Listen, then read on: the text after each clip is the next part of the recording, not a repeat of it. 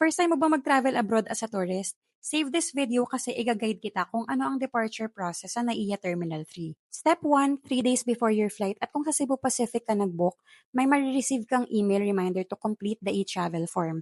Ganito yung email at may ibang instructions din dyan. All you have to do is to click the link to accomplish the e-travel. This is free of charge ha. Ilalagay mo lang yung travel date, country, and other flight-related details. Take note na pwede ka na din mag-online check-in 48 hours up to 2 hours before your flight. Step 2, pay the travel tax. You can pay through the TIEZA website pero may additional fee pa yan kaya sa airport ka na lang magbayad. For adults, 1,620 pesos. For kids naman, 810 pesos for 2 to 11 years old. Step 3, you can proceed na sa baggage check-in counter.